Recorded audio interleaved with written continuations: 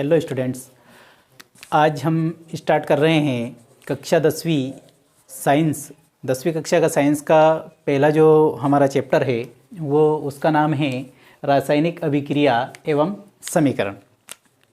English में इसको बोलते हैं केमिकल रिएक्शन एंड इक्वेशन। इसमें सबसे पहले हम देखते हैं कि रासायनिक अभिक्रियाएं क्या होती है। तो हमने देखा है हमारे आसपास कई सारे परिवर्तन होते रहते हैं, कई सारे बदलाव होते रहते हैं, जैसे दूध से दही बनना, लोहे पर जंग लगना और अन्य कई प्रकार की क्रियाएं जो है हम देखते हैं। इनमें से कुछ क्रियाएं आपने पहले भी पढ़ी होगी, जैसे बर्फ़ का पिघलना, शक्कर का चूर्ण बनाना। ये सारी भौतिक अभिक्रियाएं थी जो कि हमने कक्षा 9वीं में पढ़ ली हैं। यहाँ पर हम रासायनिक अभिक्रियाओं के बारे में पढ़ेंगे। तो रासायनिक अभिक्रियाएं आखिर होती क्या है, सबसे पहले हमें ये पता होना चाहिए कि रासायनिक अभिक्रियाएं क्या होती। तो हमने यहाँ पर पढ़ा है कि परिवर्तन होना, बदलाव आना। तो यहाँ पर देखेंगे हम, सबसे पहले लिखेंगे रासायनिक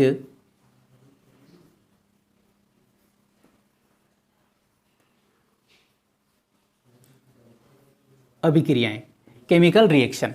रासायनिक अभिक्रियाएं क्या है? रासायनिक अभिक्रिया यानी कि वे परिवर्तन जिनमें नए गुणों वाले पदार्थ बनते हैं। नए गुणों वाले पदार्थ कैसे? जैसे पहले इसकी डेफिनेशन लिखते हैं हम, वह परिवर्तन जिसमें नए गुणों वाले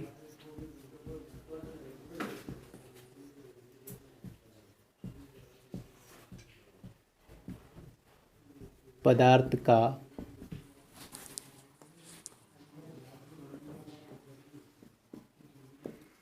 निर्माण होता है।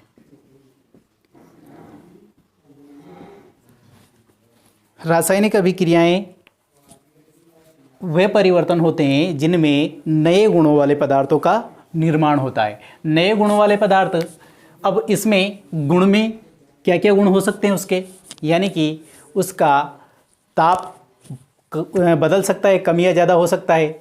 उसकी भौतिक अवस्था चेंज हो सकती है, ठोस से द्रव, द्रव से गैस या गैस से ठोस। इसके अलावा उसमें गैसें उत्पन्न हो सकती है। ऐसे कई सारे उस वे गुण रहेंगे जो कि उसके पूर्व पदार्थ में, यानी कि उसके जो पदार्थ आपस में अभिक्रिया करते हैं उनमें वो गुण नहीं हो सकते। वो गुण नए बनने वाले पदार्थ में होते हैं। जैसे इसके हम कुछ उदाहरण देखते हैं, जैसे दूध से दही बनाना। दूध का अलग गुण है और दही का अलग गुण है, तो दूध से दही बनाना ये भी एक इसका उदाहरण हो गया, रासायनिक अभिक्रिया का उदाहरण। लोहे पर जंग लगना, यह भी एक रासायनिक अभिक्रिया का उदाहरण है। एक उदाहरण जो है, जैसे हम लिखते हैं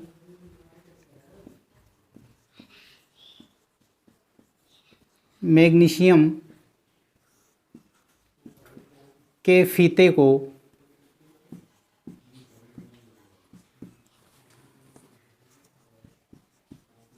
वायु की उपस्थिति में जलाना।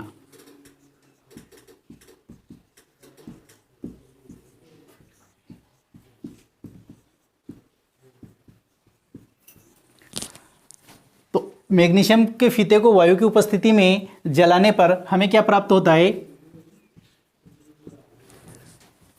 मैग्नीशियम का फीता जो होता है उसको अगर हम वायु की उपस्थिति में जलाते हैं तो हमें क्या प्राप्त होता है? Magnesium oxide.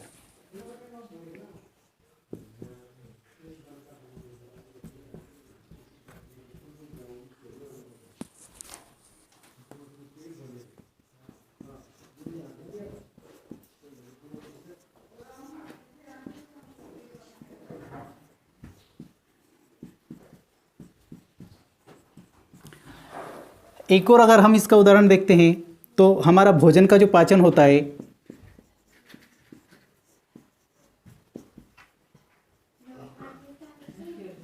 ये भी रासायनिक अभिक्रिया के फलस्वरूप ही होता है। इसके बाद में ये तो हमारी रासायनिक अभिक्रिया हुई, यानी कि जितने भी हम परिवर्तन देखते हैं जिनमें बनने वाले पदार्थ के गुण पूर्व पदार्थ से, यानी कि हम अभी पढ़ेंगे अभिकारक और उत्पाद। तो जो अभिकारक जो होते हैं उनके से डिफरेंट गुण अगर हमारे प्रोडक्ट के होते हैं, यानी कि उत्पाद के होते हैं, तो वो क्या कहलाते हैं? रासायनिक अभिक्रिया कहलाती है, जिस अभिक्रिया के फलस्वरूप ये नए पदार्थ बनते हैं। अब ये रासायनिक अभिक्रिया जो होती है, इस रासायनिक अभिक्रिया को हमें यहाँ पर जैसे हमने लिखा, मैग्नीशियम के फीते को वायु की उपस्थिति में जलाने पर मैग्नीशियम ऑक्साइड प्राप्त होता है।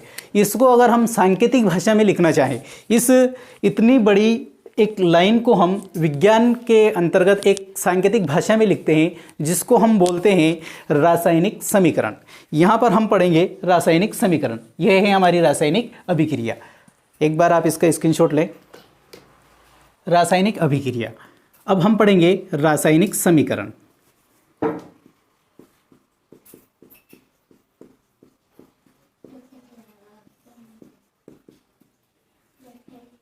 रासायनिक समीकरण। रासायनिक समीकरण क्या होती है? तो जो रासायनिक अभिक्रिया जो हमने अभी पढ़ी है, इस रासायनिक अभिक्रिया को अगर हम प्रतीकों के रूप में व्यक्त करते हैं, प्रतीकात्मक तरीके से लिखते हैं, तो वो क्या कहलाती है? रासायनिक समीकरण कहलाती है। जैसे अगर हम इसकी डेफिनेशन लिखें तो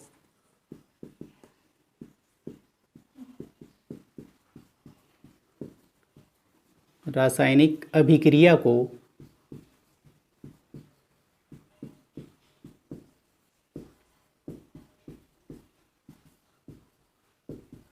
प्रतीकात्मक रूप में लिखना। रासायनिक अभिक्रिया को प्रतीकात्मक रूप में लिखना ही क्या कहलाता है? हमारा रासायनिक समीकरण कहलाता है। अब रासायनिक समीकरण जो होती है, इसको पहले हम शब्द रूप में लिखेंगे।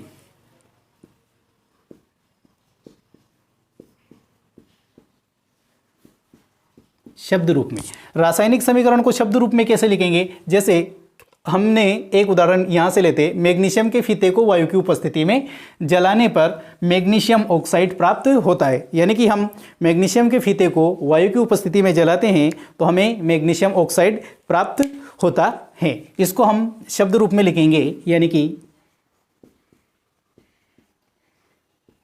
मैग्नीशियम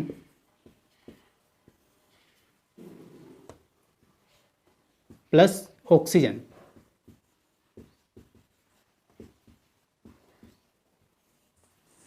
तो इससे हमें ये दोनों पदार्थ आपस में जब मिलते हैं तो हमें क्या प्राप्त होता है? Magnesium oxide.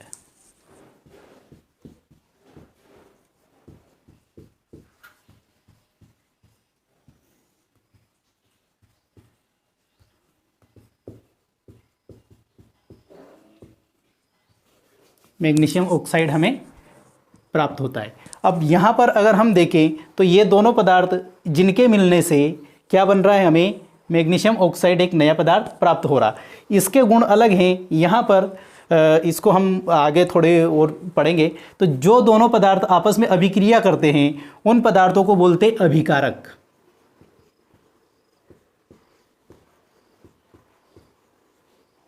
अभिकारक। और अभिकारकों की अभिक्रिया के फलस्वरूप हमें जो पदार्थ प्राप्त होता है उसको बोलते उत्पाद। अंग्रेजी में इसको बोलते हैं रिएक्टेंट्स और इनको बोलते हैं प्रोडक्ट्स। यानी कि जो अभिकारक जो होते हैं उनको अंग्रेजी में बोलते हैं रिएक्टेंट्स और उत्पाद को अंग्रेजी में बोला जाता है प्रोडक्ट्स। तो यहाँ पर हमने इसको शब्द रूप में लिखा है। अब अगर हम इसको संकेतों के रूप में लिखते हैं, यानी कि मैग्नीशियम को विज्ञान में संकेतों के रूप में कैसे लिखते हैं और ऑक्सीजन को संकेत के रूप में कैसे लिखते हैं, तो मैग्नीशियम ऑक्साइड हमें किस प्रकार से प्राप्त होगा? मैग्नीशियम को हम Mg लिखते हैं प्लस ऑक्सीजन को लिखते हैं हम O2। तो इसकी अभिक्रिया करने पर हमें जो पदार्थ प्राप्त होगा मैग्नीशियम ऑक्साइड यानी कि MgO, इसके फलस्वरूप बनने वाला पदार्थ हमारा क्या है, MgO, मैग्नीशियम ऑक्साइड। तो ये जो मैग्नीशियम ऑक्साइड हमें प्राप्त हुआ, तो यहाँ पर हम इसका आगे जो देखेंगे, ये वाला जो रूप है इसका, ये समीकरण रूप जो जिस रूप में हम लिखना चाह रहे थे वो ये हमारी रासायनिक समीकरण है। अब यहाँ पर क्या है, इसके आगे हम रासायनिक समीकरण को संतुलित करना सीखते हैं। तो यहाँ पर ये जो स्थिति है इसको बोलेंगे हम कंकाली समीकरण।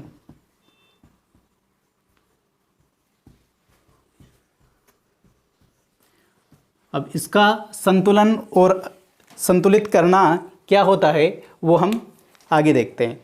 ये हमें मैग्नीशियम और ऑक्सीजन के मिलने से बनने वाला, यानी कि मैग्नीशियम को वायु की उपस्थिति में जलाएंगे तो वायु में ऑक्सीजन होता है, तो हमें क्या प्राप्त होता है, मैग्नीशियम ऑक्साइड।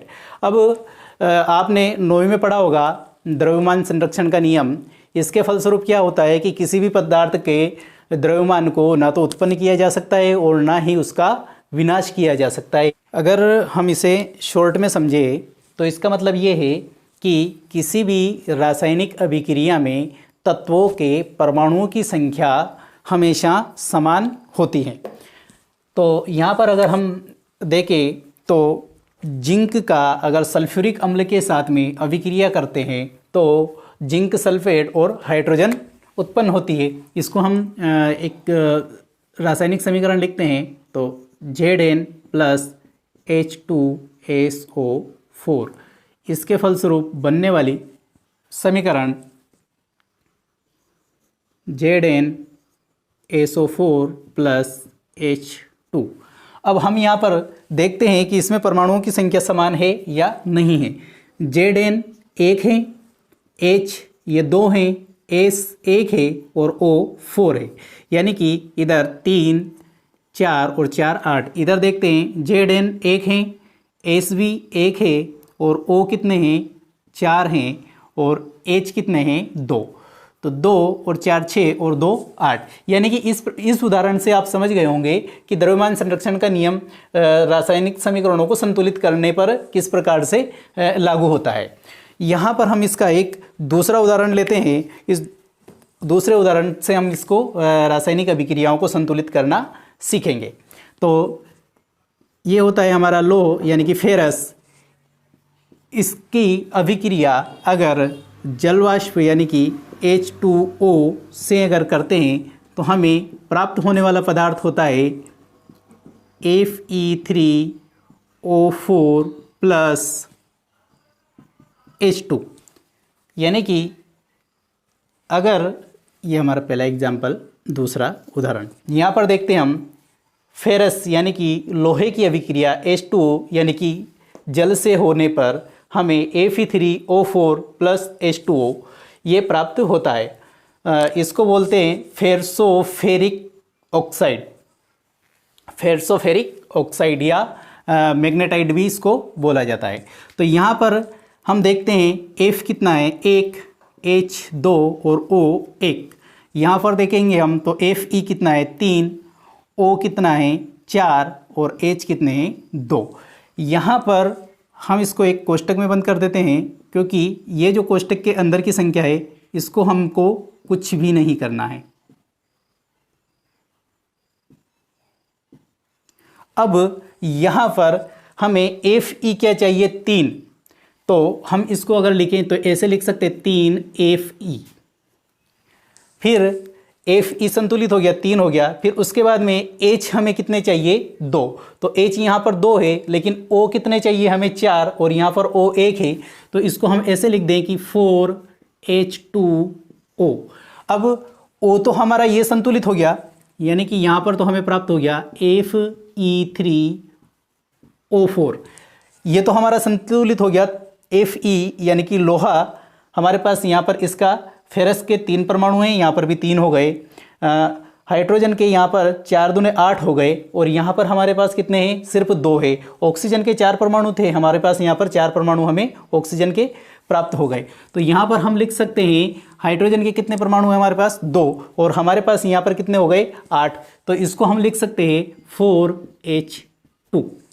ये हमारी रासायनिक समीकरण जो है संतुलित हुई। एक बार और इसको समझे कि Fe प्लस H2O, इससे Fe3O4 प्लस H2 हमें प्राप्त हुआ। तो इसमें Fe एक है, H2 यानी कि हाइड्रोजन के 2 परमाणु, ऑक्सीजन का 1। यहाँ पर Fe के 3 परमाणु प्राप्त हुए और ऑक्सीजन के 4 और हाइड्रोजन के 2। यहाँ पर हमें हाइड्रोजन Fe यानी कि लोहे के 3 परमाणु चाहिए, तो यहाँ पर Fe के आगे हमने 3 लगा दिया, यानी कि ये 3 हो गए। हाइड्रोजन के यहाँ पर हमारे पास 2 है, यहाँ पर हाइड्रोजन के हमारे पास 2 थे, लेकिन ऑक्सीजन के हमें 4 चाहिए यहाँ पर, तो हमने इसके आगे 4 लगा दिया, तो 4H2O, यानी कि ऑक्सीजन के तो 4 हो गए, लेकिन हाइड्रोजन के यहाँ पर 8 हो गए। तो यहाँ पर हम हाइड्रोजन के आगे 4 और लगा देते, तो 4 दूने इसके भी 8 हो जाएंगे। अब इसको हम चेक करके देखते हैं कि इसमें परमाणुओं की संख्या समान है या नहीं। तो ये हो गए Fe के 3 और हाइड्रोजन के 8 और ऑक्सीजन के 4। यहाँ पर अगर हम देखते हैं तो Fe के 3, ऑक्सीजन के 4 प्लस हाइड्रोजन के 8। भौतिक अवस्थाओं के संकेत। रासायनिक समीकरण हमने संतुलित करना सीखा है। अब उसमें हम कुछ भौतिक अवस्थाएं होती है, जैसे एक तो होती है हमारे पास ठोस अवस्था, जो पदार्थ होते हैं ठोस अवस्था के लिए हम चिन्ह लिखते हैं S। द्रव, इसके लिए लिखते हैं हम लिक्विड L। गैस, इसके लिए लिखेंगे G। और किसी की जलीय अवस्था, इसके लिए लिखेंगे AQ, एक्वस। ये चिन्ह भी हम इसके साथ में लिखते हैं। जैसे हमने अभी एक रासायनिक समीकरण संतुलित की थी, जैसे Fe प्लस H2O, ये 3,4H2O, इससे प्राप्त हुआ था हमें Fe3O4 प्लस H2। अब यहाँ पर कौन सा पदार्थ किस अवस्था में है उसको हम अगर लिखे, तो जैसे लोहा जो हमारा होता है, फेरस लोहा, वो होता है ठोस अवस्था में, तो यहाँ पर लिख देंगे हम S, है ना। H2O, यहाँ पर H2O जो है ये वैसे जल होता है, लिक्विड, लेकिन यहाँ पर जो है ये भाप के रूप में या जलवाष्प के रूप में उपयोग किया जाता है, तो इसके लिए हम यहाँ पर लिखेंगे G। तो इसकी भौतिक अवस्था भी लिखना जरूरी है, क्योंकि अभी तक हम इसको जल मान रहे थे, लेकिन यह वास्तव में यहाँ पर है क्या, भाप अवस्था या जलवाष्प के रूप में। Fe3O4 ये फिर ठोस यानी कि S हैं, और हाइड्रोजन यानी कि ये एक हमारी गैसीय अवस्था है। ये हम यहाँ पर इसको इस प्रकार से लिखते हैं। इसके बाद में अगर हमें यहाँ पर कुछ उत्प्रेरक हो, उसमें कुछ ताप हो या कोई दाब हो, उसको हम उत्प्रेरक आदि जो चीज़ें होती है उनको हम इस तीर के चिन्ह के ऊपर या नीचे लिखते हैं। इसके लिए भी हम एक समीकरण समझेंगे। ये हमारा कार्बन डाइऑक्साइड प्लस H2O यानी कि जल, अगर ये दोनों प्रकाश और क्लोरोफिल की उपस्थिति में अगर क्रिया करते हैं तो हमें प्राप्त होता है एक तो ग्लूकोज यानी कि C6H12O6 प्लस O2 यानी कि ऑक्सीजन और प्लस जल H2O। ये चीज़ें हमें प्राप्त होती है। हम आपको यही बता रहे थे कि अगर ठोस द्रव गैस इनकी भौतिक अवस्था लिख दी, भौतिक अवस्थाओं के बाद में भी अगर किसी चीज़ की उपस्थिति में वो क्रिया होती है, यानी कि कहीं पर उसमें अभिक्रिया को बढ़ाने या व्यवस्थित तरीके से संपन्न करने के लिए किसी उत्प्रेरक का या किसी अन्य चीज़ का अगर उपयोग किया जाता है तो उसको हम तीर के चिन्ह पर लिखते हैं। प्रकाश की उपस्थिति, तो यहाँ पर प्रकाश और क्लोरोफिल इन दोनों की उपस्थिति में ये प्रकाश संश्लेषण की क्रिया होती है, जिसके फलस्वरूप हमें क्या प्राप्त होता है, ग्लूकोज प्राप्त होता है C6H12O6, ऑक्सीजन प्राप्त होती है और जल प्राप्त होता है। तो यहाँ पर हम देखते हैं कि C कितने 6, तो यहाँ पर लिख दिया हमने 6, C6 तो C तो हो गया हमारा संतुलित, ऑक्सीजन हो गए 12, तो यहाँ पर अगर हम लिख दें ये 6 दूने 12, ये भी हो गया हमारा कंप्लीट। उसके बाद में फिर H2O हमारे पास और बच रहा है, तो H2 एक है और O, तो इसको हम यहाँ पर लिख दें 12।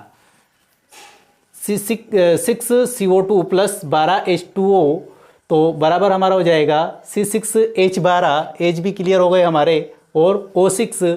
इसके बाद में फिर अगर हम यहाँ पर 6 लिख दें, 6H2O, ये हमारी समीकरण जो है संतुलित हो गई। इसको हम जो है हमने यहाँ पर संतुलित भी किया, और इसके अंदर हमें जो उत्प्रेरक जो हैं उनको हम कहाँ पर लिखते हैं यह भी हमने इसमें सीख लिया। इसके बाद में हम इसी के अंदर पढ़ेंगे रासायनिक अभिक्रियाओं के प्रकार, यानी कि रासायनिक अभिक्रिया कितने प्रकार की होती है। सभी रासायनिक अभिक्रियाओं को इसी पार्ट के अंदर हम आगे पढ़ेंगे। Thank you.